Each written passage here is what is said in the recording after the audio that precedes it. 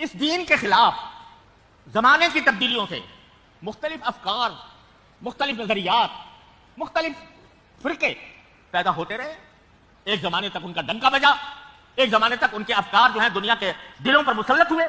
اور یہ سمجھ میں آتا تھا کہ بھائی دیکھو جتنی نئی نسل ہے وہ ساری ان کے پیچھے جا رہی ہے، سب ان کے پیچھے بھاگ رہے ہیں. اور اس واسطے علماء حق ہیں یا جو متقدمین کے نام لیوا ہیں، جو سلف صالحین کے پیروکار ہیں، ان کو کچھ اپنے اندر تبدیلی پیدا کرنی چاہیے